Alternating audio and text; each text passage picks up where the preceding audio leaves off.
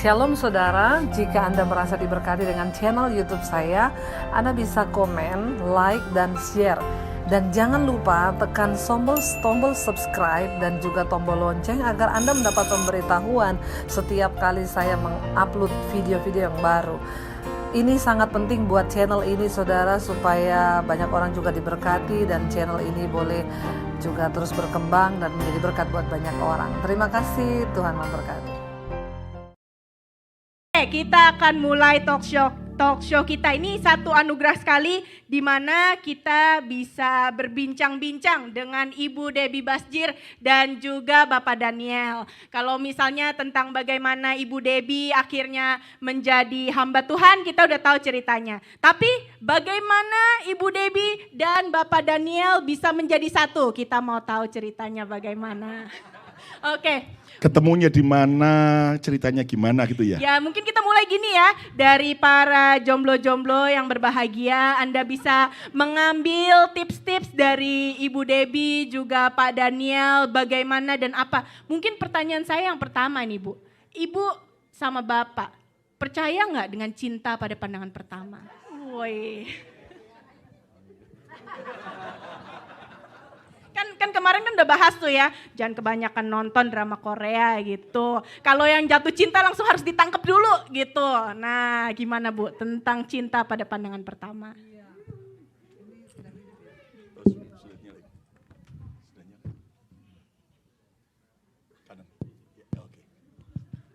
Ya, T123321. Iya, yang pasti cinta pandangan pertama itu harus ya, karena nggak mungkin lah kita membangun sebuah hubungan kalau tanpa cinta. Tapi ya nanti kita akan bahas lebih dalam, kalau sudah jatuh cinta melanjut ke pernikahan nggak bisa lagi dengan cinta, karena cinta itu pret. Ya, tapi membangun rumah tangga itu harus dengan kasih. Karena cinta itu menuntut, kasih itu berkorban. Nanti lebih dalam lagi. Jadi saya tuh dulu pertama kali bertobat, saudara udah dengar kesaksian saya. Belum ya. Nah silakan. Nanti panjang lagi loh Pak. Gak apa-apa. Sampai jam 3 sore boleh ya hari ini? Anda puas, saya lemes. Iya, jadi saya bertobat tahun 95, saat itu saya pengen mengakhiri hidup saya pengen bunuh diri. Karena ya sudah merasa nggak ada guna lagi hidup, itulah iblis ya, dia tuduh kita dengan semua yang kita lakukan. Karena dulu saya tidak mengenal Yesus, papi saya haji, saya dari kecil muslim, dan akhirnya saya ya itu tadi, karena tadi yang sudah tadi malam saya singgung ya, saya dibesarkan dengan papi saya itu banyak mukul ya, kalau menghajar itu luar biasa. Tapi mami saya bilang jangan salahin, karena papi itu punya banyak ilmu. Salah satunya ilmu kebal yang dia pelajari, jadi itulah yang membuat dia tuh emosi, tiap apa-apa tuh mukul ya. Saya kalau dipukul sampai biru-biru badan saya, karena saya tidak berbahagia dalam rumah ya, saya cari pelampiasan di luar. Akhirnya semakin jatuh, ketika jatuh setan datang menuduh kamu sudah berdosa, mati aja. Masa depanmu juga sudah, ya tanpa Tuhan hidup ini pasti kacau. Buat anak-anak muda ya, kita nggak bisa hidup tanpa Tuhan. Dan di situ saya berpikir, saya mulai mencari Tuhan. Saya bilang kalau saya mati, saya bunuh diri, terus saya kemana? Di situ awal saya mulai berkata begini, Tuhan itu kok kurang kerjaan ya? Kenapa dia ciptakan saya di dunia untuk menderita? Nah kalau saya mati bunuh diri, saya masuk neraka, terus Tuhan puas. Kenapa sih jahat banget? Dari situ mulai ada niat di hati pengen kenal siapa Tuhan dan buat apa saya ada di dunia gitu. Lalu ketika saya mau bunuh diri itu saya cuma bilang gini, Tuhan aku percaya Engkau ada, tapi saya nggak tahu Engkau siapa.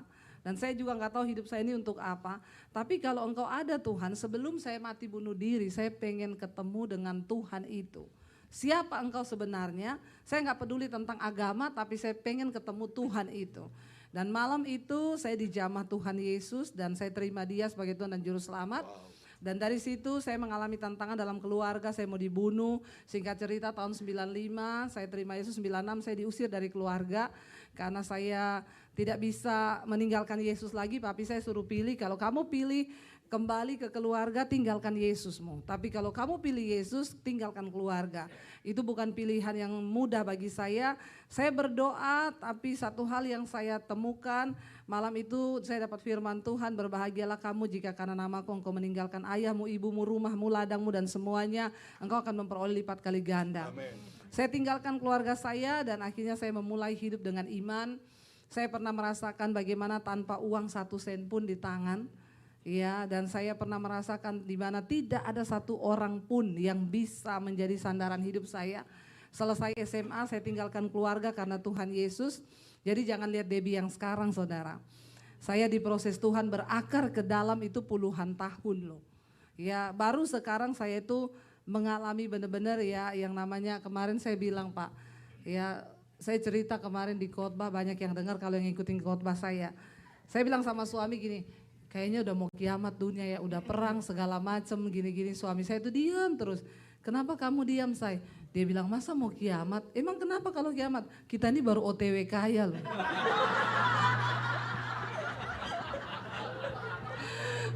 Ya, jadi baru OTW kaya udah mau kiamat. Ikut Yesus puluhan tahun menderita terus saudara ya. Secara mata manusia, tapi saya percaya kan firman Tuhan bilang berbahagia kan kalau kita diuji, kalau kita menderita. Dan saya sejak terima Yesus saya sudah bilang Tuhan saya tidak mau menikah. Saya sama Tuhan cukup. Karena saya banyak konseling orang waktu sebelum saya menikah. Saya pelayanan di JO Studio dulu kan di Makassar.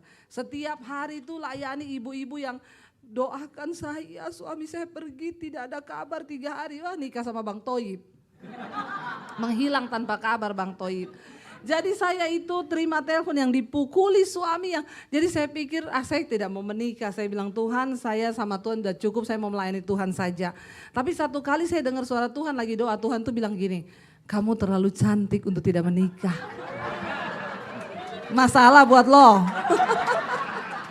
Jadi saya berdoa Tuhan kalau saya mau menikah oke. Bagi saya pernikahan adalah untuk menggenapi rencana Tuhan. Kalau tidak untuk menggenapi saya tidak usah saja menikah. Lalu saya mulai berdoa jodoh saya di mana ya. Pokoknya waktu itu lihat Pak Lukas sudah pacaran. Karena Pak Lukas ini dosen saya dulu di Makassar saudara. Ya wah heboh kisah percintaannya Pak Lukas dulu. Sampai kejar-kejaran ke Amerika. Yang dikejar yang mana, yang nikah sama yang mana ya Pak. Tapi seingat saya waktu di sekolah Alkitab dulu Bu Debbie sangat langsing sekali. Sekarang juga langsing kok. Jangan main fisik loh Pak. Pak Lukas tuh dulu di Makassar gendut ya. Gendut pakai celana kayak bapak-bapak tua gitu. Ya gede ya dan gak ada yang tertarik sebenarnya. Gak ada yang tertarik karena memang gendut. Balaslah kebaikan dengan kebaikan.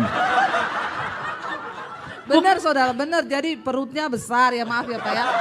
Kayak bapak-bapak banget, jadi saudara bersyukur ya. Makanya saya kaget waktu ketemu Pak Lukas ini, ih kok jadi langsing ya. Ternyata bisa. Jadi waktu ya, dulu saya ngajar, yang dilihat perutnya atau pengajarannya? Pak ini kok menjurus ke mata ganti gigi Pak. Rupanya ada luka masa lalu. belum pulih ini. Tapi ya itulah kalau dengar kesaksiannya Pak Lukas juga tuh jodoh ya saudara, itu benar-benar kalau ya dari Tuhan ya, yang dikejar yang mana, yang ketangkep yang mana ya Pak ya. Jadi ya luar biasa saudara, jadi ya namanya cinta itu ya ada lah, tapi ya cinta itu cuma di awal saja, setelah itu komitmen tuh dengan kasih begitu.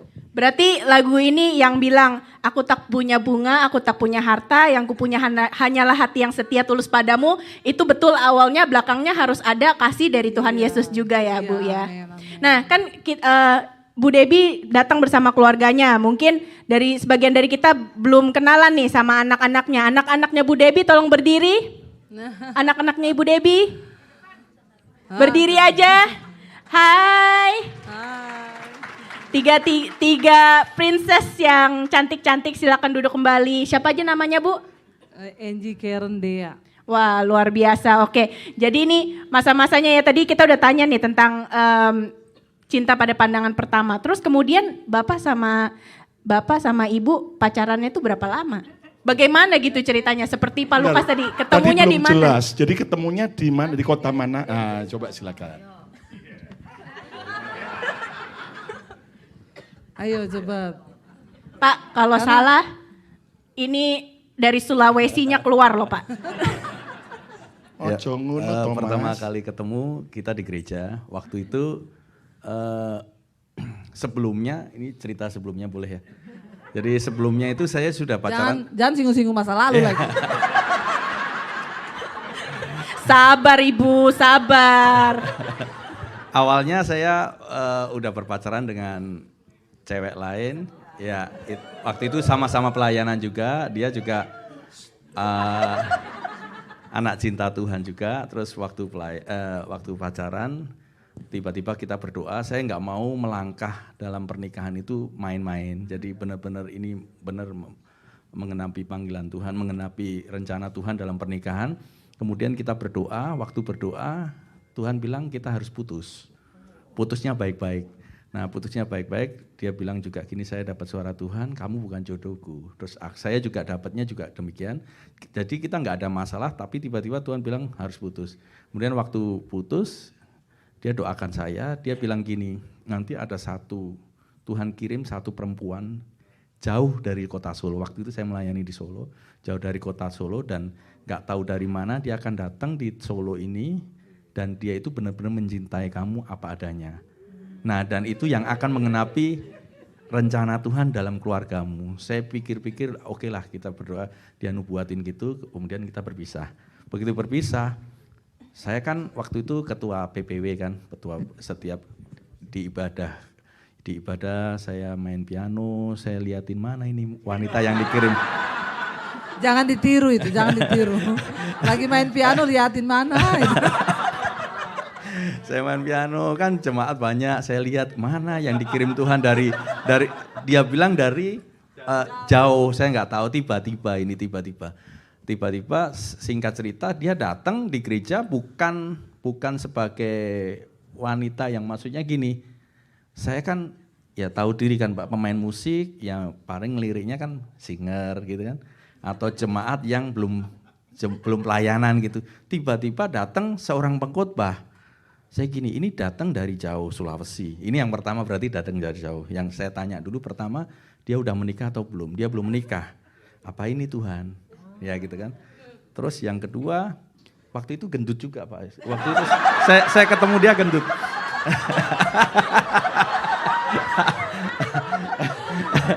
Harusnya tuh kamu bela aku. Waktu datang, waktu itu ada 2 orang yang diutus dari Makassar. Waktu itu ada 2 orang, dia sama temennya. Tapi waktu datang pertama kali, saya main musik, terus teman saya pemain keyboard satunya ngomong ada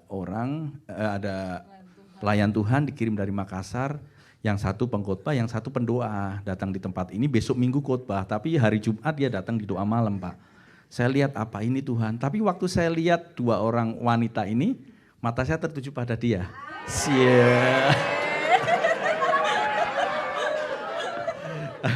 Ya, tapi sabar. Tapi dari situ Tuhan sudah ngomong ini wanita yang aku kirim.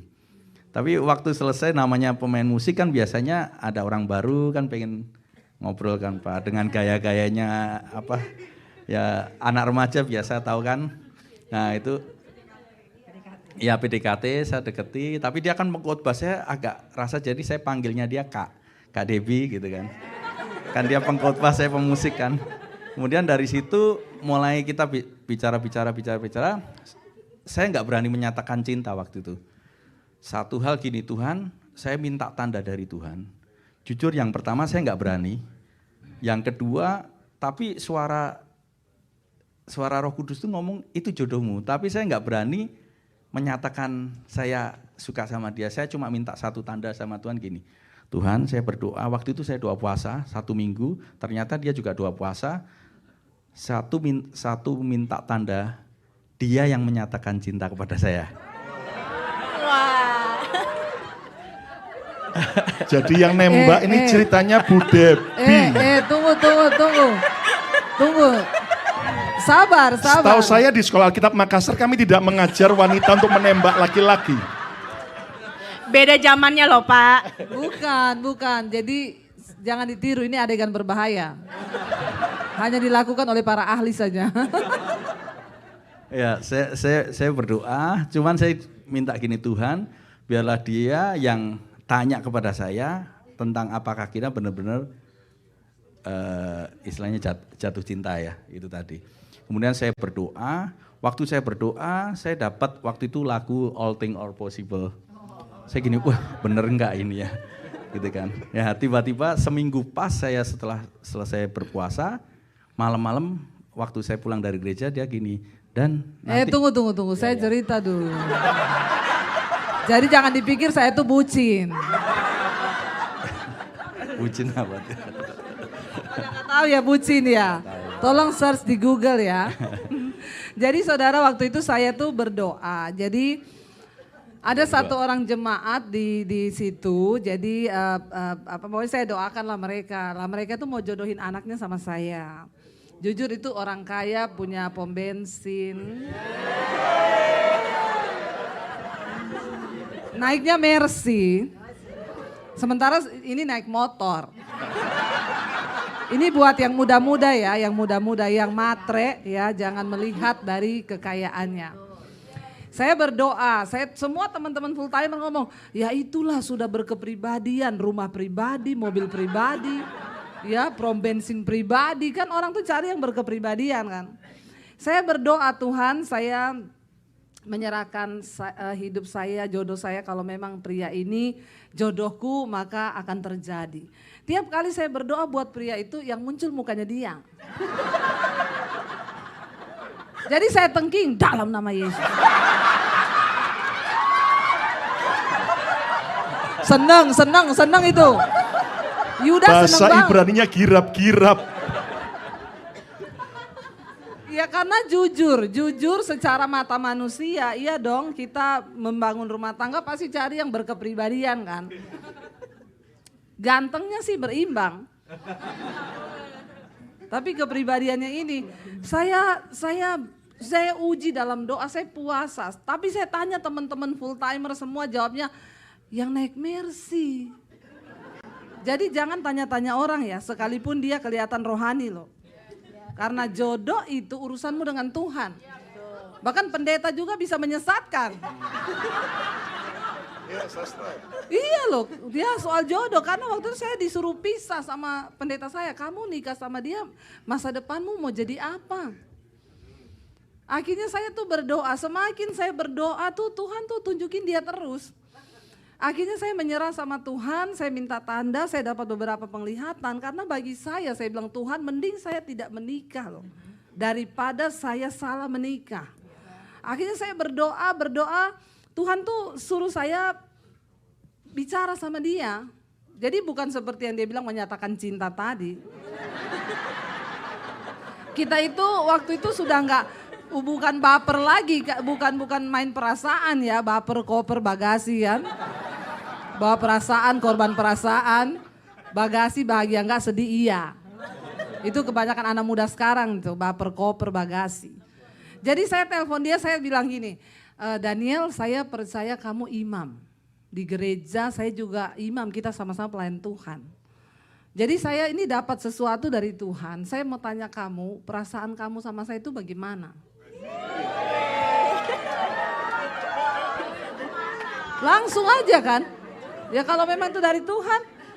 Ya waktu itu dia Padahal kebiasaan altar call.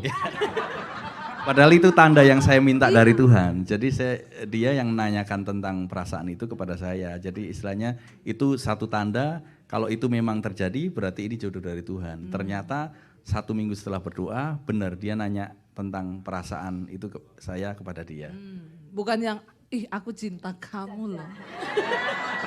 Enggak begitu ya. Jadi bayangannya itu jangan begitu ya. Dengan penuh wibawa ilahi loh. Saya tuh bertanya, terus dia jawabnya, Tuhan tuh ajaib ya Kak, nanti kita ngobrol kalau ada waktu. Lalu dia cerita tentang bagaimana ketika pertama kali dia melihat saya, Tuhan ngomong itu jodohmu. Dan dia melawan segala kemustahilan itu dengan doa dan puasa. Akhirnya saya bilang sama dia, ya udah kita uji lagi. Ya, dan saya ini bukan cari pacar saya bilang, tapi saya cari jodoh. Jadi saya nggak mau main-main. Nah, dengar itu yang muda-muda. Jangan gonta-ganti pacar. Kalau belum yakin itu jodoh, kalau belum yakin itu jodoh, mending putus dulu. Karena apa saudara ya, jalan pagi itu sehat, jalan-jalan tuh sehat. Yang gak sehat tuh jalanin aja dulu.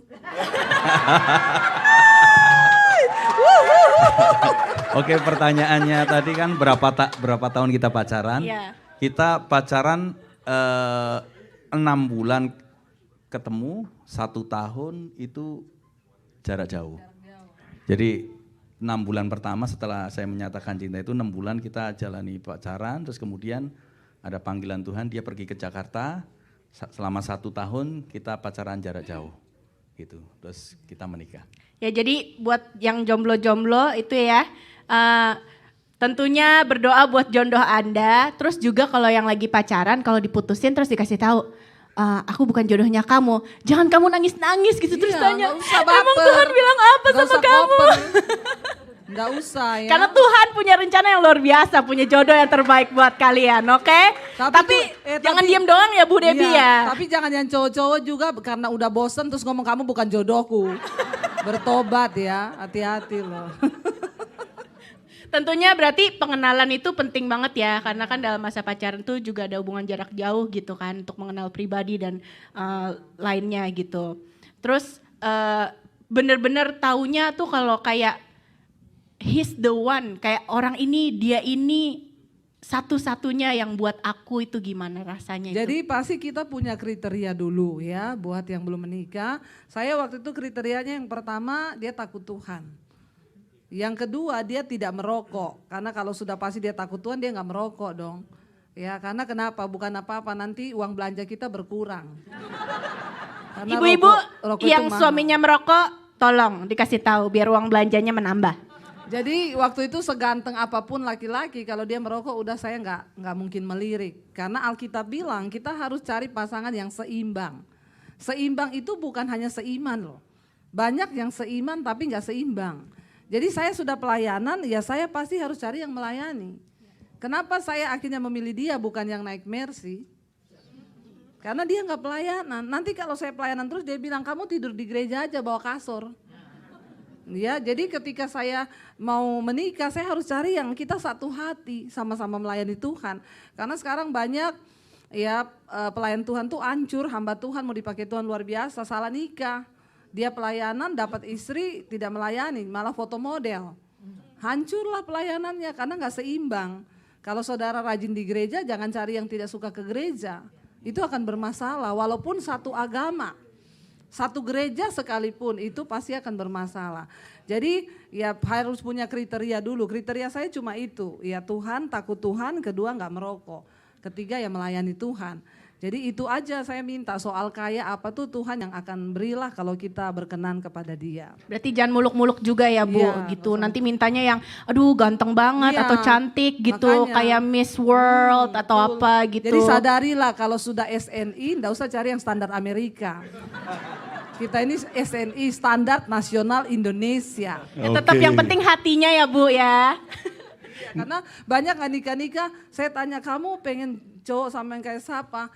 Aduh saya pengen yang kayak, ya dia sebut bintang film yang Amerika punya. Saya bilang aduh kayaknya orang itu kalau lama nggak dapat jodoh 3 saja. Yang pertama berdoa, kedua berusaha, ketiga bercermin. Ya. Oke Bu Debbie, nah dari wajah para yang hadir saya melihat ketika bicara jodoh itu anak-anak muda sangat tertarik sekali. Tapi dari bagi orang-orang yang sudah menikah kayak ada putus harap begitu. Nah, sudah terlanjur ya. Mungkin sebelum kita masuk ke yang pertanyaan selanjutnya pernikahan, bagi Anda yang memiliki pertanyaan, Anda bisa mengirimkannya melalui WhatsApp ke nomor SMS saja. Iya, SMS ke nomor telepon 215-833-2923. Sekali lagi nomor teleponnya 215-833-2923 atau 267-210-1794. Mungkin bisa ditampilkan di layar untuk nomor teleponnya. untuk mengirim pertanyaan. Nanti pertanyaan akan disampaikan secara anonymous ya. Jadi kita nggak akan sebutkan namanya. Anda boleh mengirimkan pertanyaan karena nanti kita akan menanyakan pertanyaan-pertanyaan Anda. Ingat tanya bukan curhat ya. Tanya, betul, tanya. betul. Ya, tanya. Betul. Oke, nah sekarang untuk merelevankan Bu. Karena tadi saya tahu gini, ada pasti saya pikir gini, ya karena Bu Debbie hamba Tuhan, Pak Daniel hamba Tuhan. Makanya levelnya sampai dengar suara Tuhan, penglihatan dan sebagainya. Nah sekarang bagi jemaat ini Bu, kelas masih dalam Kristen yang masih bertumbuh. Tentunya hal yang paling penting utama apa pesan Ibu supaya mereka nggak sampai salah menikah tadi. Bagi yang belum menikah loh ya, yang sudah menikah telan ludah katakan terima kasih atas pilihan ini. Ya. Iya, jadi biarkan walaupun saudara tuh bukan hamba Tuhan, tapi kan ada Alkitab ya. Alkitab itu penuntun kehidupan loh, itu manual booknya kita di dunia loh. Makanya muda-muda itu saya itu banyak melayani sekarang pasangan yang mau cerai. Kenapa? Karena memang mereka itu nggak pernah baca Alkitab, nggak tahu. Tidak tahu, apalagi mungkin di gereja kurangnya pemahaman tentang bagaimana menikah. Ya, jadi harus penting bagi anak-anak muda yang belum nikah sini baca Alkitab. Supaya engkau tahu, contoh di Alkitab dibilang kalau cari jodoh yang laki-laki Amsal 31. Ya istri yang cakep tuh mahkota suaminya, tandanya apa? Dia bangun waktu hari masih pagi. Tanya sama pacarmu bangunnya jam berapa? Kalau bangun siang putus saja. Jadi boleh di highlight, mungkin nanti kalau PDKT beliinnya Alkitab terus kamu highlight dulu. Jadi mereka tahu ini yang kamu pelajari ya. Iya, gitu. jadi Alkitab Pak, itu baca Alkitab dan yang lihat bagaimana tuntunan Tuhan tentang pasangan hidup ya biar tidak salah. Oke, jadi intinya adalah saudara harus sungguh-sungguh doa, nggak sembarangan. Asal nembak, asal karena dia cantik atau ganteng. Lalu kemudian setelah akhirnya kita memilih menikah, lalu seolah-olah kenapa pernikahanku seperti ini? Lalu kita sibuk kecewa sama Tuhan, marah sama Tuhan. Padahal Tuhan berkata, nah kamu yang milih sendiri, kok gua yang disalahin, ya kan? Nah jadi otomatis bagi yang belum menikah, dari kesimpulannya lebih baik cari di rumah Tuhan daripada cari di rumah hantu. Ya, itu paling penting. Jadi saudara-saudara kalau Anda menemukan jodoh Anda di dunia malam, di diskotik, gak heran akhirnya Anda akan menikah dengan orang-orang yang akhirnya hidupnya suka dengan dunia malam. Makanya saudara harus menempatkan diri Anda ini mau cari pacar atau cari jodoh. Nah, lalu yang paling penting adalah cinta Tuhan tadi ya. Intinya di situ. Kalau saudara berkata gini, oh saya mau jadi pahlawan, enggak apa-apa, dia enggak percaya Tuhan, nanti saya akan bawa ke gereja, saya akan injili. Saudara jujur ya, terlalu banyak kesaksian air mata. Awalnya pacaran demi pacarnya diantari ke gereja, suruh baptis pun mau, begitu menikah langsung diancam. Kalau kamu ke gereja lagi, kita akan putus atau kamu tinggal. Nah saudara, jadi saudara jangan terkecoh.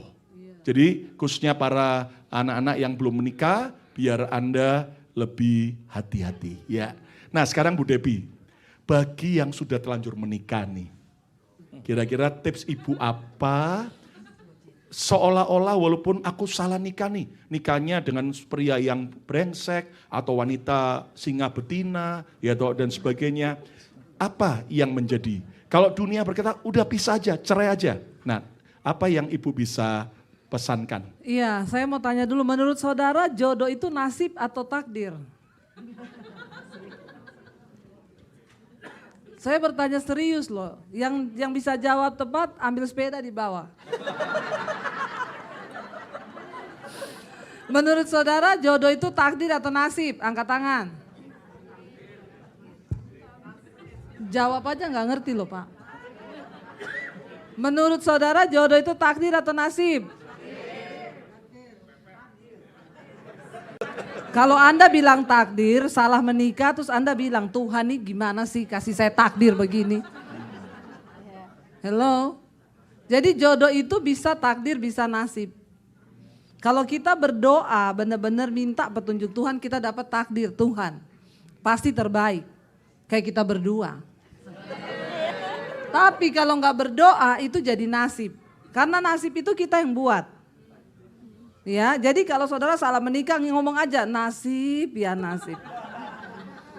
Buat yang sudah terlanjur menikah, tapi kan nasib bisa diubah. Apalagi kalau kita sertakan Tuhan.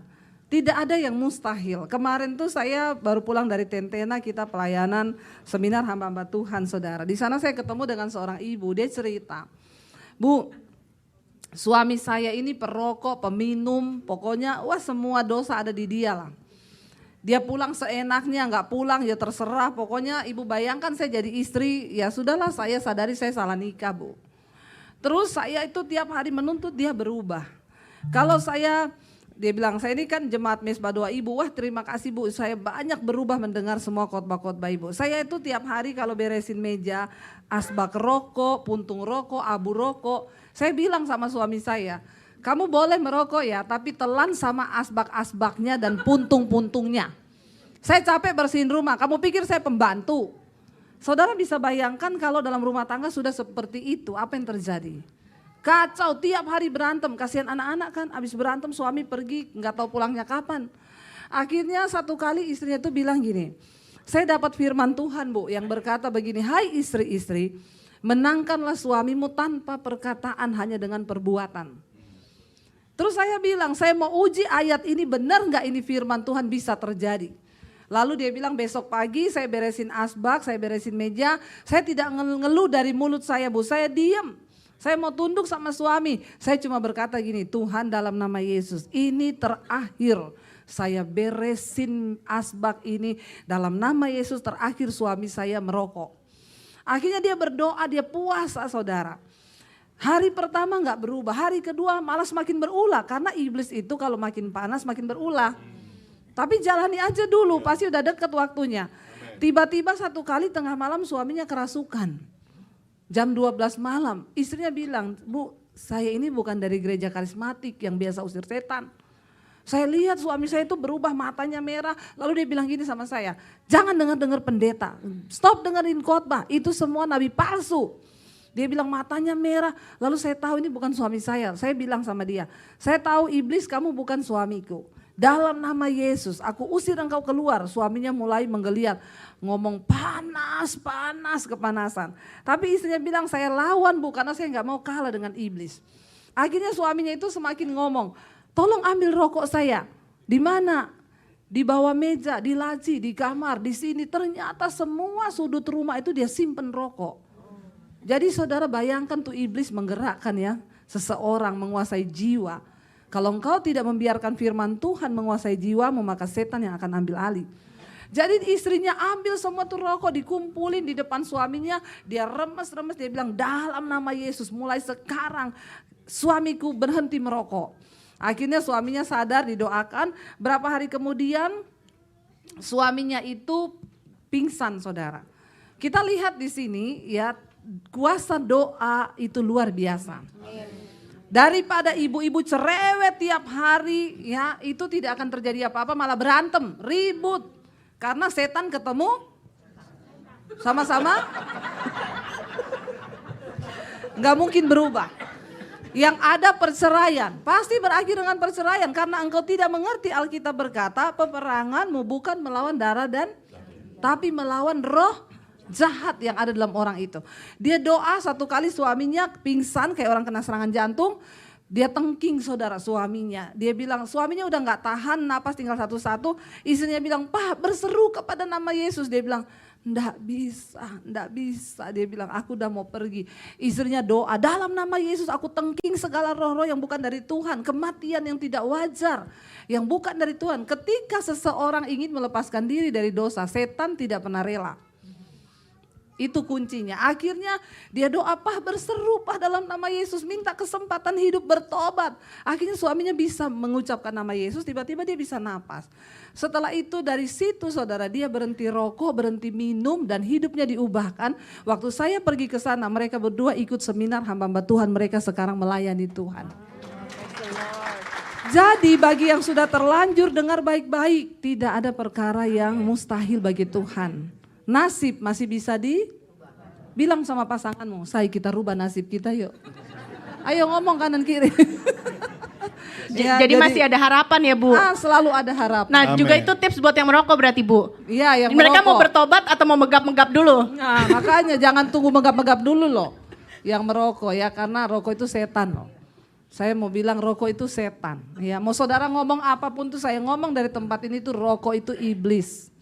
Ya, tubuhmu itu bait Allah, bait Roh Kudus. Jangan engkau kotori saudara. Kita serius ngomong, ayo kita jaga kekudusan hidup kita.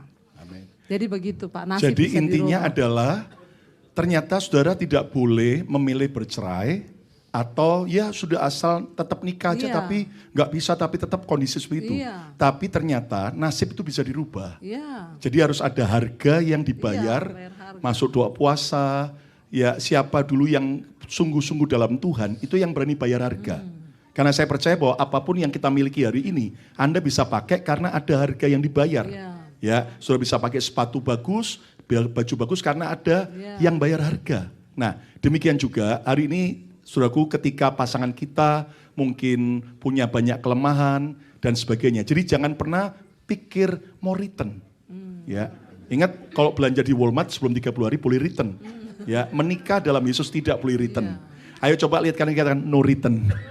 Ya. Jadi dua hal yang tidak boleh pernah mundur Bu ya. Satu ikut Yesus no turning back. Yang kedua menikah no turning back ya. Yang setuju amin. Yang enggak amin itu masih enggak mau masih ya. Nah, jadi saudaraku, jadi intinya bayar harga dan percayalah bagi Tuhan enggak ada yang mustahil. Iya. Ya. Namun bagi yang belum menikah, lebih baik daripada harganya terlalu mahal. Iya. Lebih baik Anda betul-betul pilih sesuai kebenaran Alkitab, bukan nafsu kita, bukan kemauan kita. Ya. Masih ada harapan. Nah, ini ada dua pertanyaan yang mirip, tetapi saya gabung aja, Bu. Dikatanyakan begini, bagaimana cara memilih pasangan dari beberapa pasangan yang kita miliki? Beberapa pasangan kita miliki Siapa ini? yang menurut kita itu jodoh kita. Jadi bingung nih, orang bingung. Ini jodoh, ini jodoh, ini jodoh. Yang mana, ya kan? Lalu juga bagaimana kalau jodoh itu beda suku dan tidak disetujui oleh orang tua, tapi saling mencintai. Mungkin kalau tambahan kan kayak tren sekarang ini ya Bu ya, banyak anak-anak muda juga tuh yang bilang temen aja atau best friend gitu, dan best friendnya itu banyak gitu. Jadi tuh kayak banyak pilihannya, nanti yang akhirnya bakal jadi itu yang mana. Itu yang tadi saya bilang kan, jalan pagi itu sehat, jalan-jalan itu sehat. Yang tidak sehat itu jalanin aja dulu. Semua dijalanin, akhirnya bingung sendiri. Jadi saudara jangan terlalu tebar pesona lah ya. Karena jodoh itu cuma satu dari Tuhan. Ya, jadi kita harus benar-benar berdoa, lihat yang membawa engkau semakin dekat dengan Tuhan. Kalau dia membawa semakin jauh, jangan. Yang mau pegang-pegang, raba-raba, tolak dalam nama Yesus. Ya, yang mau bawa ke tempat gelap-gelap itu masih setan. Yang membawa engkau ke terang itu pasti dari Tuhan. Ya, tadi yang ditanya tentang perbedaan suku. Kami berdua ini beda suku, Pak. Satu Solo, saya Sulawesi. Jadi Solo sama Sulawesi memang beda ya, dan ya itu juga ininya pergumulannya lain lagi. Nanti dalam pergumulan sesuai dengan budaya apa, tapi untung kami selalu pakai firman Tuhan. Kalau orang tua tidak setuju, saya yakin dan percaya kalau yang dari Tuhan itu mendatangkan damai sejahtera. Itu pasti bisa ya. Saya mendengar banyak kesaksian orang yang ya ada yang bersaksi sama saya, mereka dulu ditolak sama keluarga karena yang satu Chinese, yang satu pribumi. Satu prilangit, satu pribumi. Akhirnya mau menikah ditolak ya, dan ya sudah mereka akhirnya putus, dan mereka bilang kita uji. Kalau memang kita jodoh dari Tuhan pasti ketemu. Tiba-tiba ketika dalam ujian itu yang perempuan ini divonis kena cancer. Dokter bilang umurnya nggak lama. Akhirnya orang tuanya menyetujui. Disuruh nikah karena tahu anaknya udah mau mati. Ya, tapi Tuhan kan sanggup bekerja, saudara. Nah, karena cowoknya juga cinta mati, dia mau. Mereka menikah dengan konsekuensi dokter bilang ini perempuan usianya tinggal 6 bulan. Dan mereka menikah, ternyata ketika mereka menikah, mereka membangun rumah tangga, bahagia, istrinya sembuh sampai sekarang masih hidup. Itunya namanya jodoh. Jangan engkau paksakan ya, karena banyak ya ada orang konseling sama saya, Bu kami mau cerai. Kenapa mau cerai? Dulu menikah siapa yang suruh?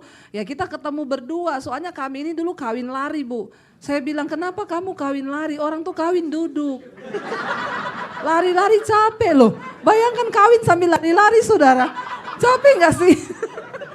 Kasian banget hidup lu. Dari kawin aja udah lari-lari saya bilang.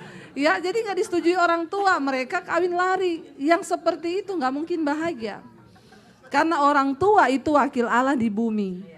Makanya berdoa juga supaya orang tuamu takut Tuhan. Jadi dia memutuskan sesuatu yang dari Tuhan. Tapi diuji kalau itu dari Tuhan, kamu berdoa sungguh-sungguh pasti ada jalan. Amin. Jadi intinya kalau memang itu jodoh dari Tuhan, salah satu tandanya orang tua akan bisa diubah Tuhan sampai setuju. Tapi kalau belum setuju dan tidak setuju, berarti Jangan ternyata dipaksakan. jangan paksakan. Mungkin melanjutkan dari itu, batasan-batasan orang tua itu ke anak gimana? Nah sekarang dari orang tua ini ya, karena kasihan dari tadi nih kayaknya, tapi nggak apa-apa ibu-ibu kita ngomong gini kan anak-anakmu tuh denger loh. Ya, jadi kalau kita yang ngajar mereka kan kadang mereka nggak bisa terima atau tapi kalau mereka dengar sendiri ya puji Tuhan gitu ya. Nah batasan-batasan orang tua yang pertama yakinkan dan pastikan pacar anak kita tuh dia takut Tuhan. Saya selalu bilang sama anak saya, Mami nggak pernah ada kriteria kamu nikah dengan orang kaya, orang miskin, enggak. Yang penting dia takut Tuhan. Kalau dia nggak takut Tuhan, mau sekaya apapun putus. Karena kita nggak cari harta, kita nggak cari apa-apa. Bukan harta yang bikin bahagia, ya. Papi sama mami itu udah lihat dari awal kita menikah. Buktinya kita jalani berdua, ya. Saya berani melepas yang kelihatannya berkepribadian. Tapi ketika Tuhan menyertai kan bisa OTW kaya. Ya, ketika Tuhan berkenan. Jadi ya buat yang orang tua jangan juga paksakan anakmu. Ya, harus pokoknya satu suku. Kalau dia nggak takut Tuhan ngapain? Ya, jadi yang penting dia takut Tuhan. Mereka itu sama-sama menggenapi panggilan Tuhan. Ya, supaya ya nggak usah sebut dah pribumi, pri-langit, pri-order. Ya. Jadi ya pokoknya kita ya serahkan sama Tuhan saja. Ya saya ini banyak sekali yang mau besanan saudara. Wah di IG-bu kita besanan ya besanan. Saya bilang semua kembali terserah Tuhan. Saya tidak punya kriteria mereka. Yang penting satu, takut akan Tuhan. Itu yang akan membuat anak-anak kita berbahagia. Wah luar biasa. Ini ada yang tanya, saya punya seorang pacar laki-laki, berarti yang tanya wanita. Oh jangan laki-laki tanya loh. Cuco Katanya meo. Kristen tapi tidak pernah ke gereja. Dan sekarang setiap kali saya telepon ataupun teks, dia tidak pernah menjawab.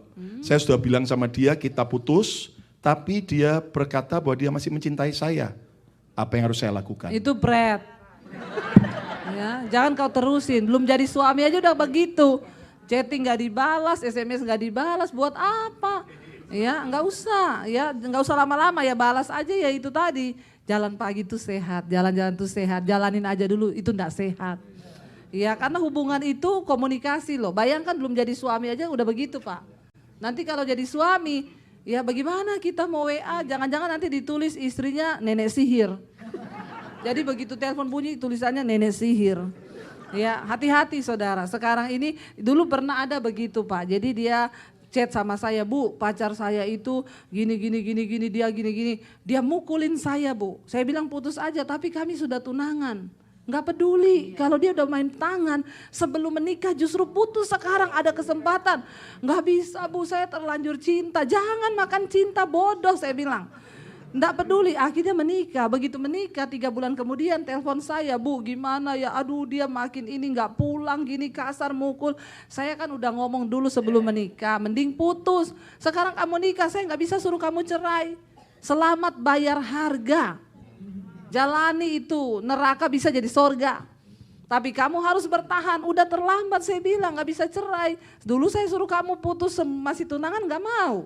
Ya jadi, tapi kebanyakan perempuan itu gak bisa pisah, kenapa? Selalu jawabannya sudah terlanjur. Makanya yang wanita-wanita di sini jaga harga dirimu. Jangan terlanjur sama laki-laki, jangan engkau buang berlian kepada babi. Ya, Alkitab berkata lo benar ya. Jangan pernah, pokoknya ya hidup takut Tuhan ya, karena ya banyak laki-laki yang kayak begitu ya, sudah dapat bosan dibuang, apalagi nggak takut Tuhan. Yang membawa kamu dalam kekudusan, menjaga kamu itu adalah yang takut akan Tuhan. Jadi jangan dipaksakan, itu suruh putus saja Pak. Putus.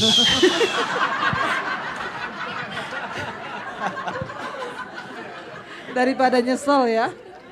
Nah ini mungkin adalah salah satu isu yang perlu di-raise ya, karena akhir-akhir ini mungkin bukan terjadi di Amerika tapi di negara entah di mana gitu, bahwa banyak ada KDRT yang terjadi di keluarga, bahkan sampai seperti yang Ibu sampaikan kemarin, mungkin gak kelihatan di luarnya tetapi itu terjadi. Nah sekarang bagi yang sudah terlanjur itu Ibu, apa yang harus mereka lakukan kalau mereka ada di dalam posisi itu yang Di KDRT gitu Ya. ya.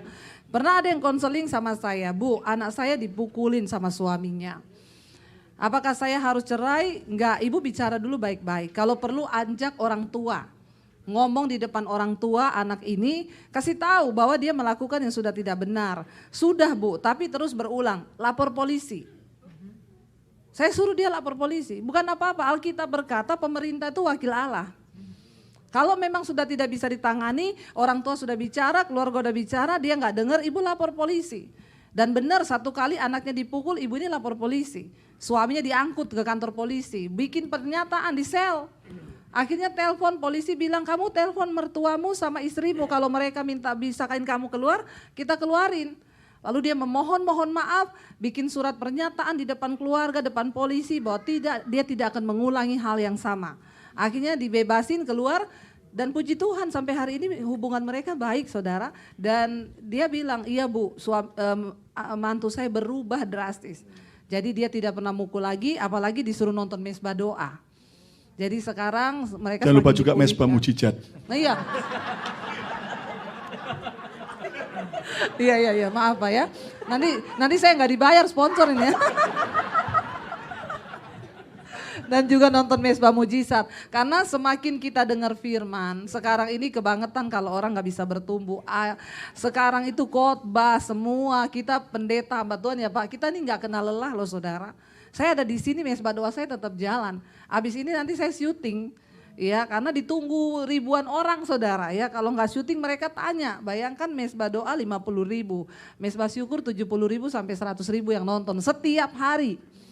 Ya, jadi lebih dari gereja ya, dia terbuka. Tapi ya kebangetan kalau jemaat itu tidak bertumbuh. Sekarang firman itu banyak yang bisa mengubahkan. Tapi saya mendengar lewat mesbah doa, mesbah mujizat, ya banyak orang itu hidupnya dipulihkan. Hanya firman Tuhan yang sanggup mengubahkan. Luar biasa. Ya jadi tambahan kalau Anda belum subscribe ke BMC Philadelphia, YouTube BMC dan juga Debbie Basjir TV, nyalakan notifikasi supaya Anda tidak melewatkan satu video pun, oke? Jangan lupa juga ada YouTube channel Bethany BMC New York. Oh iya, BMC Lalu juga New York. Bethany Miracle Center Colorado. Ya, siapa lagi? Subscribe semua. Siapa lagi yang ada channel YouTube? Siapa? Biar kita sebut semua. Oke, sekarang mungkin kita sudah mulai beralih ke arah lebih lanjut lagi dalam pernikahan ini. Bu. Iya. Ya. Nah, saya mau tanya sama Pak Daniel ini. Sebagai seorang suami, tentunya Pak Daniel kan melihat kelebihan dan kekurangan seorang istri.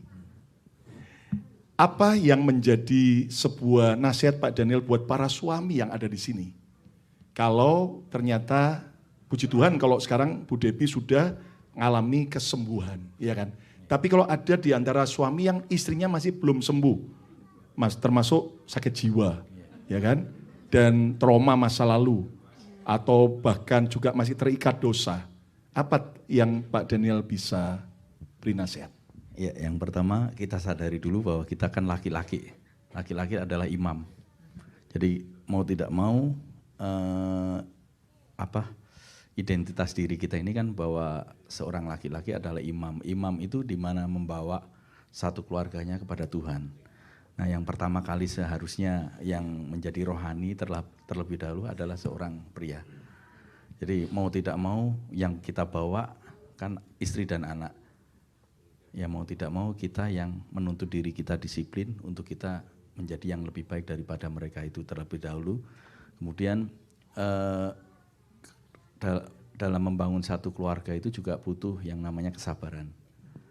Nah, dalam perjalanan kehidupan keluarga kami, saya dibantu sekali dengan bahasa yang ada di dalam pelajaran tentang personality ya. Personality di mana di situ ada temperamen koleris, sanguin, ingat ya, flegmatis, melankolis. Waktu saya menjalani kehidupan keluarga, awalnya saya nggak tahu tentang itu, jadi saya bisanya sabar gitu terus, sabar. Kalau dia gini, sabar. Cuman gitu, waktu itu saya sabar, sampai kapan saya sabar? Ternyata waktu satu pelajaran tentang personality itu saya ketahui bahwa saya ini hijau. Saya ini hijau, dan ininya ke kuning ya, kuningnya kecil, hijaunya yang tinggi. Kemudian istri saya itu koleris tinggi sekali. Koleris tinggi Kelihatan sekali. kok ya. Iya. Tapi di tengah kolerisnya itu dia disusul dengan melankolis, Pak. Jadi dia ada sisi-sisi, dia ada belas kasihan, sisi-sisi yang dimana dia punya rasa belas kasihan yang tinggi, tapi di tengah-tengah itu paling tinggi koleris. Nah, Jadi kayak durian gitu ya? Ya. Luarnya tajam, hatinya lembut, manis gitu ya? Sewaktu saya mengerti tentang personality itu, saya menyadari bahwa diri saya itu hijau pendamai. Nah, saya tidak sakit hati lagi waktu dia meledak-meledak, saya udah nggak sakit hati karena orang koleris memang kayak gitu. Jadi gini loh, kalau kita udah tahu, oh si istri kita ini sanguin kan tuh wah cerita, terus dia melakukan apa, lupa. Itu kan orang sanguin gitu, habis itu lupa kan. Nah, kalau kita udah tahu bahwa istri kita itu sanguin, sering lupa, nah kita udah tahu personalitinya dia akan menjadikan kita lebih baik. Di samping firman Tuhan, yang kedua personality. Dari situ, dari membangun keluarga itu, saya mulai tahu tentang, oh istri saya kayak gini, saya menyadari, oh dia meledak-meledak, saya tahu bahwa dia koleris. Nah, waktu dia nyuruh saya nggak berangkat-berangkat. Ini kan orang flegmatik kan gitu. Ya, jadi orang flegmatik itu hijau ya. Misalnya saya pelayanan, udah mau hujan, aku tadi gantung baju 3 di jendela, ambilin ya. Oh iya, sekarang jalan. Soalnya kalau nggak digituin pulang pasti basah itu baju. Karena orang flegmatik begitu. Jalan sekarang, oh iya sudah ini, baju warna apa? Merah, hijau, kuning, ya iya itu betul. Baru saya yakin, karena kalau orang flegmatik itu dia suka menunda. Ya, suka menunda. Lalu cirinya juga apa? Orang flegmatik itu dia di WA saudara, dia bisa tidur tanpa baca WA dulu, tanpa jawab. Jadi misalnya itu ada tadi yang WA lo di HP-mu penting kayaknya, besok aja, ini sudah jam tidur. Itu flegma. Orang koleris enggak bisa begitu. Walaupun dia ngantuk, di WA penting harus dia jawab. Nah kadang itu kan kalau kita nggak ngerti berantem loh Pak. Berantem, ya. Kamu tuh loh ya, itu ada WA, masa kamu nggak balas gini-gini, malas udah mau tidur. Jadi saya kadang sini tak ketikan, kowe ngomong tak ketikan. Itu seperti itu loh saudara. Jadi Selama ini WA saya, Pak Daniel itu yang jawab Ibu Debbie ya? Enggak. Kalau dia masih jawab ya dia jawab, tapi kalau dia udah malas jawab, saya yang ketikin karena kita berdua HP itu enggak di password. Suami istri yang sehat itu tidak pakai password HP-nya ya. Atau password tapi apalagi datang ke kamar mandi bawa HP, istri nggak boleh baca HP-nya, itu tanda-tanda pria harus konseling lagi. Dan doa pelepasan. Ya, baptis ulang 25 menit. Oke, jadi intinya adalah pengenalan. Iya. Mengenali siapa diri kita, siapa pasangan kita, termasuk dengan anak-anak kita ya. Anak-anak kita juga beda personality, sehingga kita harus tahu siapa dia. Nah kemudian setelah tahu adalah, kemudian kita mulai bisa kompromi ya. Oh ternyata tadi, jadi saya yakin di awal mungkin Pak Daniel akan kaget. Aduh ini wanita atau Wonder Woman ya kan. Ya kan, sebagainya semuanya cepat apa-apa gini. Tapi akhirnya setelah nyadari, oh ternyata memang karakternya. Nah Pak Daniel akhirnya mengimbangi dan bisa menerima. Sebaliknya Bu Debbie mungkin awalnya bisa kesel. Ini kok lambat banget ya kan. Dan cenderung pikir-pikir apakah ini malas? Bukan pemalas, tapi memang karakternya seperti itu. Tapi akhirnya tetap diberi penjelasan yang jelas supaya jalan ya sekarang juga. Ya kan? Jadi mesti sekarang juga supaya nggak ditunda-tunda tapi juga ditolong. Nah jadi pemahaman dan juga kompromi. Itu yang kita harus terapkan dalam pernikahan kita. Tepuk tangan yang meriah begitu. Bu Debbie, aku mau tahu Bu, bahasa cintanya Pak Daniel itu apa Bu? Kan ada bahasa cintanya yang lebih ke act of service seperti itu. Kalau Pak Daniel tuh gimana bahasa cintanya? Bahasa cintanya dia tuh ya, dia tuh sabar, nggak pernah marah. Jadi ya kadang mau marah aja ngomong, aku boleh marah nggak say? Orang Solo kali ya. Jadi permisi dulu dia kalau Bentar, marah saya mau tanya, permisi. orang Solo itu apa semuanya sesabar Pak Daniel? Tahu? Enggak juga ya? Enggak. Ya, ada yang belangkonnya belakang tapi malah Oh iya ada. Pak, jadi kalau mau cari pasangan yang sabar jangan cari Sulawesi atau Bogor. Iya, tapi memang benar. Jadi flegma orang ijo itu kebanyakan di Jawa Tengah. Di Jogja, Semarang, Solo itu orang-orang flegma yang ijo, sabar, penenang. Tapi kalau mau cari yang koleris itu ya Batak, Manado, ya itu Ambon. Tukang makan itu pedes. Iya, tukang makan pedes mungkin mewarnai karakter kali ya. Saya juga nggak tahu, tapi kebanyakan sih. Nah itu kita yang buat yang belum menikah, kalian perlu tahu warnanya pasangan cowok cewekmu tuh apa, cowokmu tuh apa. Itu akan membantu. Kamu nikah merah sama merah, apalagi nggak bertobat, sudah saya jamin 1 tahun toh bertahan pernikahanmu. Habis itu cerai kalau nggak ada Tuhan. Karena itu warna karakter tuh sangat penting kita tahu. Kalau kita merah jangan nikah sama merah. Kalau kita hijau jangan juga nikah sama hijau. Nanti rumah tangga kita nyaris tak terdengar. Tidak ada suara apa-apa. kuburan ya. Kuburan ya, nggak tahu marahan atau tidak, tahu-tahu ya begitu. Jadi itu perlu sangat kita tahu banget. Jadi ya Tuhan itu luar biasa. Saya percaya menciptakan manusia itu dengan temperamen yang berbeda.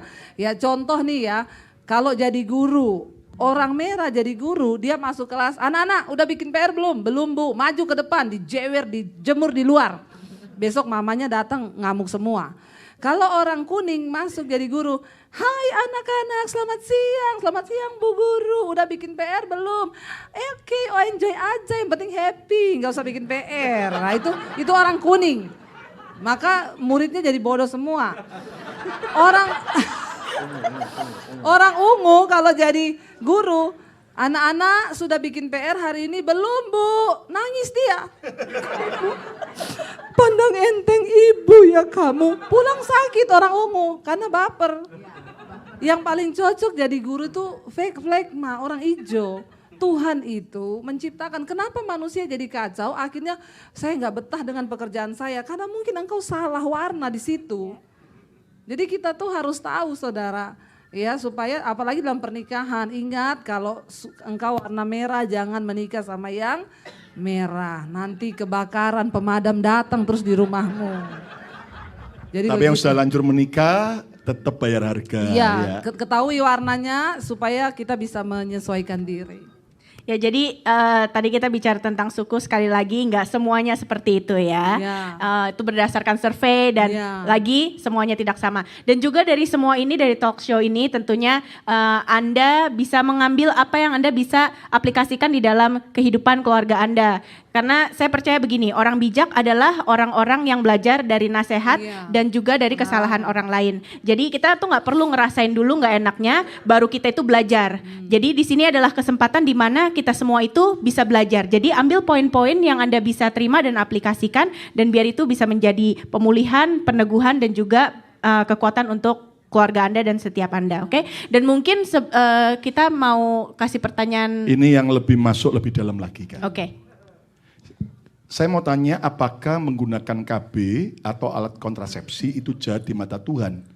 Karena mengacu pada Kejadian 38 ayat 9 sampai 10 tentang Onan ini ya. Onan ternyata harus menikah dengan kakak iparnya karena kakaknya meninggal, kakak laki-laki meninggal, belum punya anak, maka hukum Israel adiknya laki-laki harus menikahi.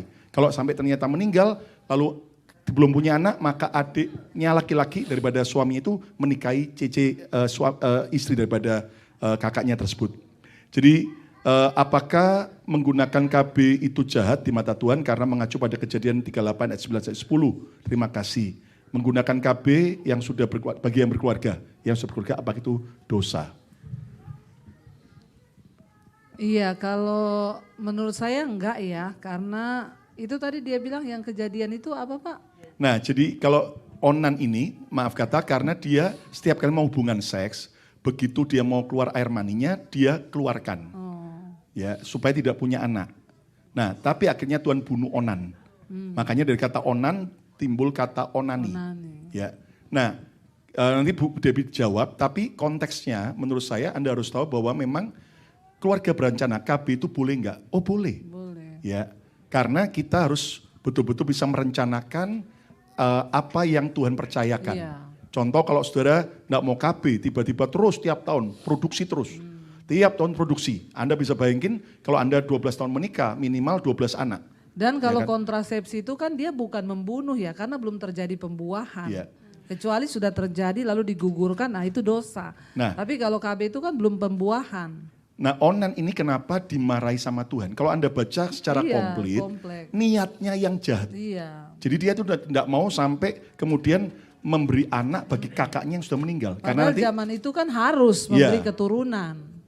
jadi niatnya itu yang tidak boleh. Iya, niat Kalau jahat. contohnya kasarnya gini, onan ini karena nggak suka sama kakaknya, waduh nanti kalau aku yang punya ngamili istrinya, punya anak nanti disebut bukan anakku, anak kakakku.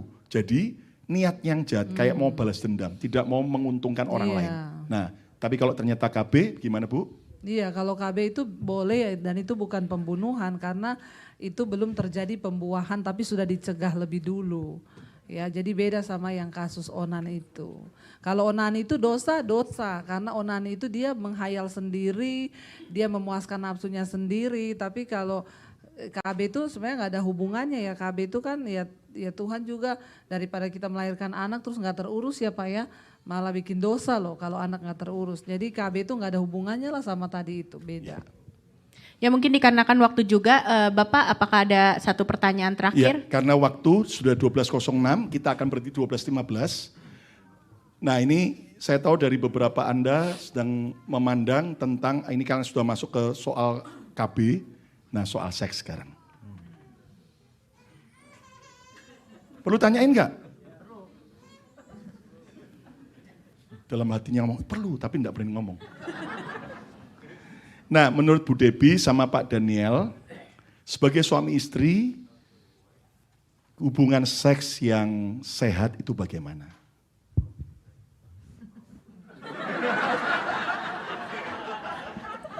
Bagi anak muda belajar ya, tapi bukan tidak boleh dipraktekkan sebelum menikah. Iya, tentunya yang sehat itu yang sama-sama mau. Kalau satu terpaksa, satu enggak, ya itu enggak sehat. Tapi sebagai istri kita juga harus tahu. Ya jangan sampai, memang kan perempuan sama laki-laki itu beda Pak. Laki-laki itu ya survei membuktikan mereka tuh lebih sering berpikir tentang seks. Ya jadi ya mungkin ya kalau yang sehat itu kan dari segi kedokteran tuh 3 hari. Laki-laki itu ya mereka harus dipuaskan. Terus gimana kalau Tiga kali itu maksudnya apa Bu? 3 hari. 3 kali dalam seminggu. Enggak, 3 hari bukan 3 kali Pak. 3 hari Pak. Ya. Saya perjelas karena saya laki. Ya, jadi kalau yang laki-laki normal kali ya, kalau abnormal saya nggak tahu. Ya, tapi yang normal itu udah paling batas maksimal itu 3 hari karena pria itu pikirannya seks terus. Ya, itu menurut ilmu kedokteran loh ya. Nah, jadi kalau wanita itu kita juga harus menyeimbangkan. Wanita tidak seperti pria. Pria itu apa dikit pikirannya seks. Kalau wanita itu belum tentu seperti itu. Kadang udah dipegang-pegang, dirayu-rayu aja kita, orang lagi sibuk, lagi apa kan seperti itu ya ibu-ibu. Iya nggak ibu-ibu? Apa cuma saya ibu-ibu di sini kayaknya semua. Apalagi mau minta belanja tapi ditolak sama suami ya. Itu tambah lagi ya, nggak dikasih jatah itu. Jadi ya mungkin ya kita wanita, saya menyadari kalau sudah 3 hari walaupun saya misalnya nggak ini ya kita harus tetap melayani suami. Daripada nanti dia di luar jajan apa-apa ya. Jadi kita harus tahu dulu laki-laki dan perempuan tuh memang beda untuk soal seksnya. Tapi ya bersama Tuhan lah pasti kita bisa berjalan sama-sama. Tapi laki-laki jangan juga seks terus ya. Lihat sapi. Nah ini saya mau bilang buat bapak-bapak. Ya jangan terikat dengan film porno. Ya itu dosa, jangan bilang kita sudah menikah kan Bu, boleh kan Bu, siapa bilang boleh, enggak boleh. Ya karena orang itu kalau nonton film porno itu tersimpan di alam bawah sadar. Otakmu itu rusak, sehingga saudara ya itu lihat sapi, itu sapi tidak pakai celana ya. Padahal sapi dari dulu tidak pakai celana, di sapi telanjang loh. Memang dari dulu sapi telanjang, tapi karena otaknya udah rusak. Akhirnya apa-apa, jadi saya mau bilang ini, kalau rumah tangga kita pengen sehat, tolong bapak-bapak, ibu-ibu jangan terikat dengan film porno. Karena sekarang itu memang luar biasa dosa itu. Saya ketik mau cari khotbah ya di Google, kaki Dian. Yang muncul kakinya Dian. Kakinya Dian di situ semua pakai stocking hitam, pakai apa. Kan sekarang dosa itu tinggal tergantung jari kita loh. Saya mau ketik gambar kaki Dian atau mau ketik kakinya Dian. Nah kalau hari ini saya ketik kakinya Dian, nanti dia besok masuk lagi ditawarkan nih kakinya Diana, kakinya Susi, kaki-kaki semua muncul. Kaki ayam juga. Jadi di sini ya saya berdoa, kita semua harus berdoa supaya anak cucu kita juga tidak terkena roh kenajisan dan percabulan, itu roh yang bekerja. Jangan bawa dalam hidup kita, terutama bapak-bapak, jangan terikat dengan film porno. Ya itu dosa yang kau bawa masuk dalam rumah tanggamu, ya lalu akhirnya ya terjadilah hal-hal seperti itu. Tapi ada ibu-ibu tanya sama saya, Bu, suami saya itu loh, saya ulang tahun dibeliin baju tidur yang seksi. Emang saya ini apaan? Saya bilang, ya enggak apa-apa tuh Bu kalau untuk suami, apalagi dia beliin hadiah ulang tahun.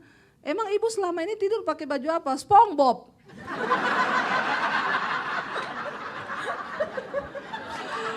Jadi suaminya memeluk dia, SpongeBob. Ingatannya itu saudara.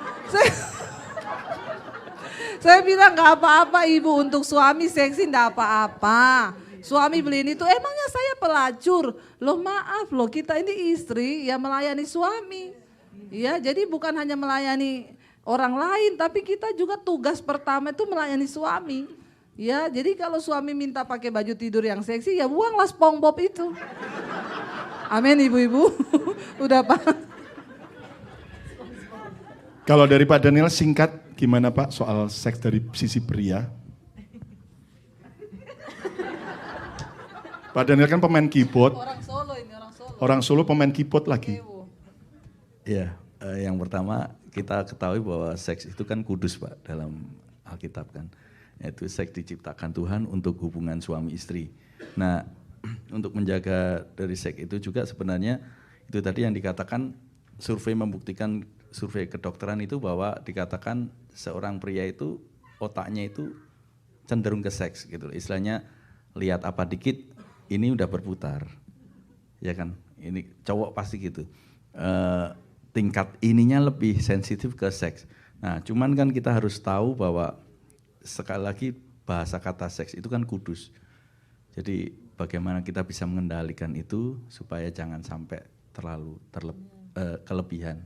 Gitu aja sih menurut saya. Jadi jangan sampai. Cuman ada hal-hal yang mungkin sering terjadi dalam satu keluarga karena kita merasa pria, kita pas maaf nih dikatakan baru kepengin, istri harus melayani. Nah itu kan kadang-kala itu bicara ego kita. Nah ego kita kan kita sebenarnya bisa belajar bagaimana ego kita ini bisa diturunkan dikit. Kalau kita bisa bicara, karena kan kita kesibukan seorang wanita itu kan kita kadang nggak tahu. Tapi karena egonya harus itu yang menurut saya salah. Jadi sebenarnya intinya saling. Prinsipnya saling, jadi kita bukan hanya cuman bicara seorang pria harus gitu, enggak, tapi saling. Jadi kita saling tahu, saling mengerti. Kalau kita belajar tentang saling itu, enggak usah kita minta, dia nanti minta sendiri Pak. Wow. Yang muda-muda tutup kuping, yang muda-muda tutup kuping. Minta belanjaan maksudnya. Ya, jadi ternyata kesimpulannya seks itu kudus. Pria tidak boleh egois, istri juga tidak boleh egois. Jadi harus saling kompromi, saling membicarakan. Karena juga ada istri yang ternyata mungkin hanya memaksakan dirinya. Pokoknya aku enggak suka, enggak mau. Nah, tapi minimal kalau istri menolak, tapi Anda harus janji. Oke, sekarang saya enggak siap, tapi besok ya. Nah, jadi suami pun juga enggak sampai frustrasi, ya kan. Tapi sebaliknya suami juga harus belajar untuk memahami istri. Mungkin dia lagi kecapean, atau mungkin ada banyak beban dalam pikirannya, ya. Makanya kita juga para suami enggak boleh egois. Pagi dimarah-marahi, dibentak-bentak, malam senggol-senggol, ya kan. Nah, itu kan kepahitan lama-lama Kalau istri. ada maunya tok nyenggol ya. Nah. Akhirnya istrinya bilang senggol bacok. Ya, jadi dua-duanya harus Ini saling tolong memahami. diedit ya, yang ini tolong diedit. Ini kata-kata terakhir tolong diedit loh. Oke, ini yang terakhir nih, mungkin dijawab singkat aja Bu ya. Bagaimana perlakuan kita bila setelah menikah 20 tahun dan kami sudah punya 3 orang anak, tiba-tiba muncul pengakuan masa lalu bahwa ada anak di saat sebelum menikah dengan istri yang sekarang. Ini pria yang tanya, ternyata setelah menikah 20 tahun, mantan pacarnya ternyata mengaku bahwa punya anak dulu waktu sebelum menikah. Bagaimana kita harus bersikap terhadap anak saya yang di luar pernikahan itu? Dan dari hasil tes DNA, 100% sesuai dengan keturunan saya. Ibu anak ini dari Kedar, dan anaknya juga dididik dengan cara Kedar.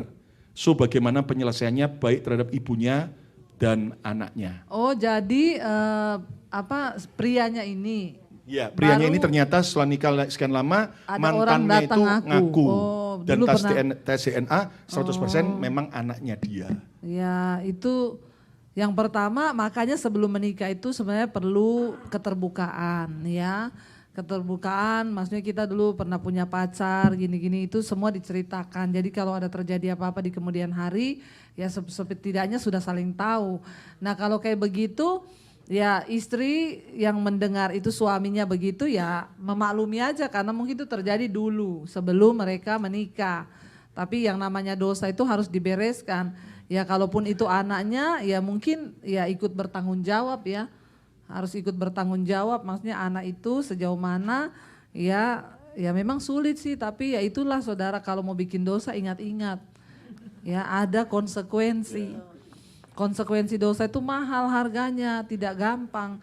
Tapi namanya dosa itu ya harus diselesaikan. Tapi buat istri terima aja karena itu terjadi dulu sebelum menikah. Ya dan untuk selanjutnya bagaimana kesepakatan bersama lah bagaimana anak itu. Tapi kalau akhirnya anak ini dipakai jadi alat untuk memeras juga itu kan nggak benar ya. Tapi ya itulah ya namanya dosa harus diberesin. Jadi buat yang muda-muda kalau pacaran tolong terbuka. Ya tolong terbuka sampai maaf mungkin engkau sudah pernah melakukan hubungan seks itu penting. Jangan sampai banyak yang terjadi begitu menikah, dia baru tahu mungkin dari orang atau dari mana, wah itu bumerang. Banyak akhirnya pernikahan yang hancur. Ya saya dengan suami ketika mau menikah, kami sama-sama terbuka. Tidak ada satu pun yang saya tutupin, makanya saya bilang yang paling tahu hidup saya di dunia ini yang pertama Tuhan, kedua suami saya. Itu udah aman. Ke depan orang mau menceritakan kita ada aib atau apa, suami saya itu udah tahu semua cerita hidup saya. Nggak ada satupun lagi yang bisa ya bikin kacau rumah tangga kita karena semua sudah terbuka. Ya ketika saya terbuka saya tanya dia, ini saya, kamu mau nggak nikah dengan saya? Kalau dia tetap menerima ya itu jodoh, kalau ternyata dia nggak bisa menerima ya berarti bukan jodoh. Jadi gitu aja, daripada setelah nikah seperti ini kan ribet ya. Tapi sebagai istri ya terima aja itu dosa masa lalu. Selanjutnya ke depan bagaimana bertanggung jawab dengan anak itu dibicarakan bersama. Oke, nah terutama bagi para pria, bagi kita yang tinggal di Amerika, tentunya sebagai sebuah pengetahuan juga untuk membuat kita berpikir panjang, sehingga kita tidak hanya takut akan Tuhan, tapi kita tahu konsekuensinya. Saudara, di Amerika ini ada hukum namanya child support, ya. Dan orang bisa lari dari kredit card. Dia ngemplang kredit card, nggak bayar, bisa lari. Tapi kalau child support, dia nggak akan bisa lari. Nggak bisa lari, mau apapun. Makanya ada orang-orang Amerika yang sampai mereka kerja tidak mau bayar pajak. Kerjanya cash. Kenapa? Karena dulu gitu, playboy. Pacaran sama ini punya anak, nggak mau nikah. Nanti pacaran sama ini punya anak, nggak mau nikah. Anak-anaknya ini semua harus child support. Jadi begitu dia terima gaji, ya misalnya dia terima $3.000, langsung itu nggak bisa diambil. Langsung otomatis pemerintah membagi kepada anak-anaknya itu child support. Jadi sampai hari ini dia udah puluhan tahun kerja, nggak punya apa-apa. Melarat karena anak selingkuhannya banyak banget. Nah, jadi pria-pria hati-hati ya, kalau Anda mau OTW kaya, ya mulai sekarang hati-hati ya kan. Jadi setia dengan pasangan, jangan sampai ada anak-anak di luar daripada itu. Karena child supportnya, jadi nggak bisa lari, nggak bisa lari. Kredit card bisa lari ya kan, atau file bankrupt atau kalau child support, begitu dia dapat income, langsung otomatis itu akan lari ke anak-anak yang belum dikenapi. Ada sisanya baru ke dia. Seumur hidup. Betul Bika? Sampai kira-kira sampai anaknya 18 tahun udah dewasa. Jadi intinya menikah dulu. Oke, untuk menutup talk show ini mungkin Ibu Debbie atau Pak Daniel bisa menyampaikan pesan singkat kepada para keluarga. Iya, saya percaya banyak sekali yang kita dapat ya hari ini dan semuanya tentu bersumber dari firman Tuhan. Dan ya kita berdoa supaya kita dan keturunan kita, anak cucu kita kembali lagi ke firman Tuhan. Tadi malam Tuhan berkata, engkau akan memasuki satu negeri yang berlimpah dengan susu dan madu. Jangan lupa, ajarkan firman itu kepada anak cucumu. Supaya baik keadaanmu di bumi ini bahkan sampai ke hidup yang akan datang. Mari kita bawa keluarga kita dalam takut Tuhan, ajarkan firman Tuhan kepada anak-anak cucu kita, bahwa mereka semakin dekat dengan Tuhan. Supaya kita menjadi keluargaku adalah sorgaku. Tuhan memberkati. Beri tepuk tangan yang meriah bagi Tuhan Yesus. Nah, sebelum kita berdoa penutup, nanti saya minta Pak Daniel berdoa penutup selesai ini. Saudara, ada yang tadi bicara sama saya minta baptisan air. Dan saya akhirnya berkata, oke, nanti jam 5 sore di ruang kolam renang saya akan baptis secara cepat. Yang lain mau renang juga nggak apa-apa. Nah, bagi Anda yang juga mau baptis, Anda boleh hubungi saya, ya, supaya nanti bisa gabung sekaligus. Dan juga ada kolam renang, di mana orang ini berkata, saya mau bertobat, saya mau tinggalkan hidup lama saya, dan akhirnya dia mau betul-betul alami pemulihan. Wow, ini tuh luar biasa loh, baru session yang pertama ya. Puji Tuhan. Kedua ini ya. Baik, itu aja. Ada tambahan pengumuman lagi? Tambahan pengumuman dari saya untuk reminder, sesi yang ketiga akan dimulai pada jam 7 malam, jadi diharapkan hadir tepat waktu atau sebelumnya. Dan juga besok pagi akan ada doa pagi di tempat ini jam 6 pagi. Jadi bagi Anda yang mau bergabung di doa pagi, Anda bisa datang ke tempat ini pada jam 6 pagi. Ya, nanti malam, ibadah nanti malam, sesi ketiga akan disertai dengan pengurapan. Ya, nanti para hamba-hamba Tuhan akan mengurapi saudara yang betul-betul tentunya kalau Anda datang per keluarga, suami, istri, anak, Anda bisa bersama-sama untuk nanti terima doa pengurapan. Jadi nanti malam kita percaya bahwa apapun masa lalu kita, apapun kegagalan kita, asal kita minta Tuhan menjamah dan mengurapi, neraka pun bisa diubah jadi surga dalam pernikahan kita. Katakan amin. Ya. Pak Daniel, silakan Pak Daniel. Mari kita bangkit berdiri. Bapa di surga, kami mengucap syukur buat sesi ini Tuhan. Engkau ajarkan buat kami Tuhan tentang firman-Mu Tuhan dalam membangun keluarga adalah surgaku Tuhan. Dan ajar setiap kami Tuhan, para suami-suami menjadi imam dalam keluarga Tuhan. Ajar setiap istri juga menjadi penolong dalam keluarga Tuhan. Dan ajar juga buat anak-anak Tuhan. Biarlah kami semuanya menjadi pelaku firman-Mu Tuhan. Dan tujuan kami untuk menjadi keluarga, menjadi surga itu ada di tengah kami semuanya Tuhan. Dan Kau sertai kami dari sesi ini Tuhan. Dan sebentar kami akan acara bebas dan sesi berikutnya Tuhan Kau sertai kami. Terima kasih dalam nama Yesus kami berucap syukur. Haleluya, amin. Amin. Puji